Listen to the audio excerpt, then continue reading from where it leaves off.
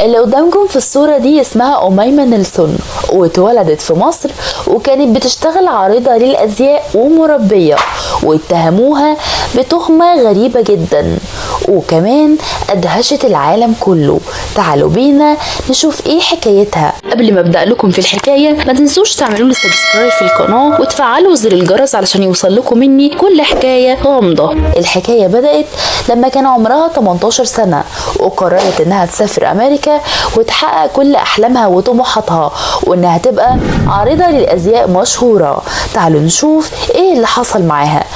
اتولدت أميمة نيلسون سنة 1968 وتحديدا في مصر، واتولدت في قرية فقيرة جدا في جنوب مصر، واتقال في كذا مصدر ان ابوها كان بيعتدي عليها جسديا او بالمعنى اللي انتوا فاهمينه، وكان برضو بيعتدي على امها، يعني لا كان رحمها ولا كان رحم والدتها، وكان بيتقال انه راجل ما عندوش اي رحمة ولا انسانية في التعامل مع اي حد، بالمعنى انه راجل كان عايش علشان نفسه ومزاجه وبس. وفي يوم قررت أميمة انها تاخد والدتها وانها تسافر على القاهرة، فقررت أميمة انهم يروحوا يعيشوا في المقابر. وفي سنة 1986 كانت أميمة كملت خلاص 18 سنة، ووصلها عرض مغري جدا شغل في امريكا، وهنفهم قدام وصلها من مين وايه اللي حصل بالظبط. وكانت فترتها الاولى في امريكا كانت صعبة جدا. في البداية اتعرفت على راجل كان بيشتغل في شركة للنفط، وده نفس الراجل اللي جابها من مصر لأمريكا، لكن علاقتهم ما طولتش كتير وسابوا بعض بعدها. في المدة دي اشتغلت أميمة مربية للأطفال علشان تعرف تصرف على نفسها وعلى والدتها، لحد ما جت فرصة لأميمة انها تشتغل في مجال الأزياء، المجال اللي هي بتحبه أصلا ونفسها فيه. ومن هنا بقى بدأ فيلم أميمة، وبدأت علاقتها مع أكتر من شخص مختلف، وأغلبهم كانوا كبار في العمر وأغنياء جدا. فأكيد كلنا عرفنا هي كانت بتفكر إزاي ومنين كانت بتجيب فلوسها، وكانت بتنتقل من مدينة للتانية حسب الراجل اللي موجود معاها. تعرف الراجل من هنا وتسحب فلوسه وتخليه زي ما بنقول كده على الحميد المجيد، وتدور على حد تاني بعده ولو حتى صاحب الراجل ده. وفي مرة اتقال انها ربطت حد من اللي اتعرفت عليهم من الرجالة في كرسي، لا وكمان هددته بمسدس وخليته يطلع كل الفلوس اللي معاه، وسابته مربوط في الكرسي ومشيت. وبالإضافة لشغلها في الأزياء طلعت فلوس كتيرة جدا بالطريقة دي من الرجالة دي، فراحت اشترت بيت وعربية لنفسها. وفي أكتوبر وتحديدا سنة 1991 في ولاية كاليفورنيا اتقابلت ببيل نيلسون. وبيل نيلسون ده كان بيشتغل طيار سابق، وكان عنده بالظبط 56 سنة، لكن الراجل ده كان غني جدا جدا، وبالرغم من فرق السن بينهم اتجوزوا بسرعة جدا، او بمعنى اصح هي عرفت توقعه في شباكها وعرفها بعدها بكام يوم. لكن احب اقول لكم جوازهم ما كملش ولا حتى كام يوم، وخلص بفضيحة احنا لحد النهاردة بنتكلم عنها وهزت العالم كله.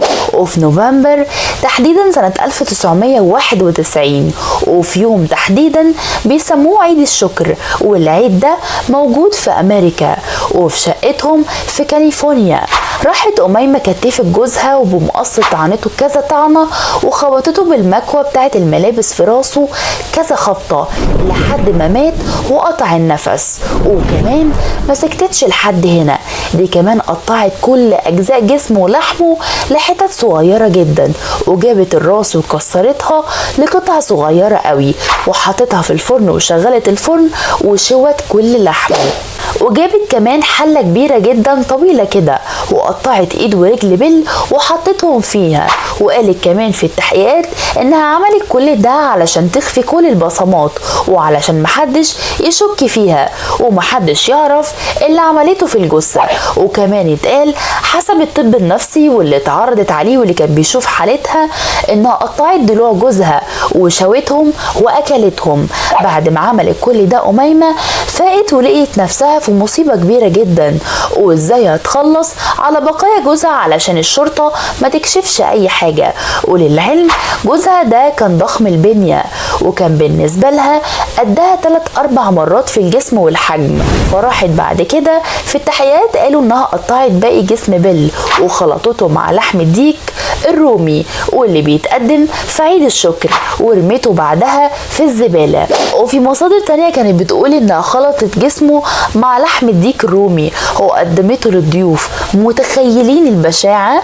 وعشان تبقوا فاهمين، في اغلب البيوت في غرفة الغسيل خصيصا في حاجة زي الفرامة كده، واتقال انها قعدت طول الليل الفرامة شغالة تحط وتشيل في لحم بيل، وباقي اللحم اللي زايد زي الاحشاء اللي كانت موجودة في جسمه وبطنه خدتهم وحطتهم في اكياس من البلاستيك، علشان تتخيلوا حجم البشاعة اللي عملتها في بيل. وبعد ما حطت جسمه واحشائه في اكياس بلاستيك، خدت الاكياس دي وراحت لصاحبتها البيت وعرضت عليها مبلغ بيساوي 75,000 دولار مقابل انها تساعدها وتخلصها من الحاجات دي بسرعة.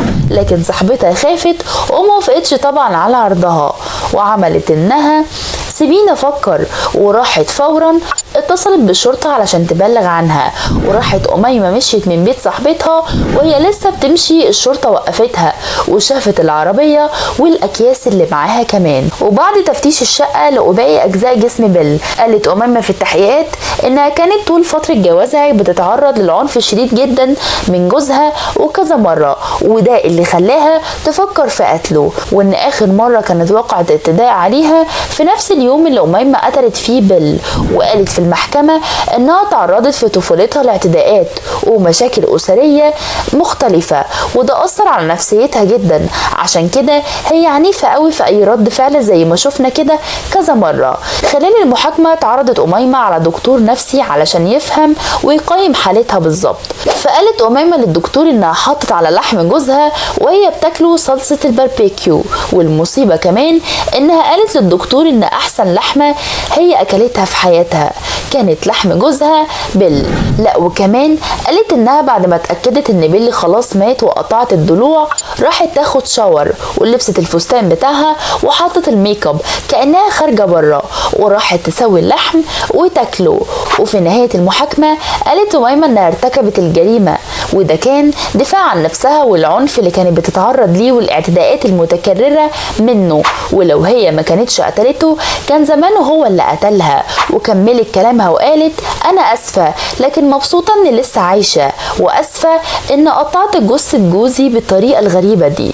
والادعاء العام قال ان دوافع أميمة كانت غير منطقية بالمرة، وكانت تقدر تسيب جوزها من غير كل ده، او حتى على الاقل كانت ممكن تكتفه وتمشي من غير ما تعمل فيه كل اللي حصل.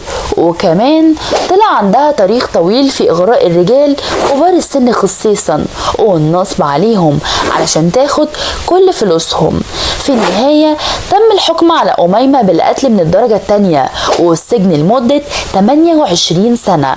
وطبعا كان في محاولات مختلفة منها انها تاخد افراج مشروط، وفعلا جربت أميمة مرتين انها تاخد افراج مشروط في سنة 2006 ل 2011، لكن المرتين القاضي رفض طلبها. والقاضي قال السبب ان الانسانة دي من الصعب ان نعرف هي ممكن تعمل ايه وبتفكر ازاي، ومش هيسمحوا ليها بتقديم طلب افراج مشروط تاني الا في سنة 2026، يعني قدامها كذا سنة علشان تفكر انها تاخد افراج مشروط.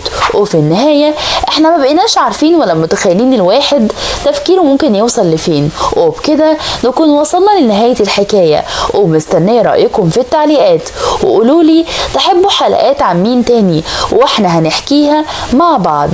ما تنساش تعملي سبسكرايب في القناة وتتابعني وتفعل زر الجرس. كان معاكم خلود عادل.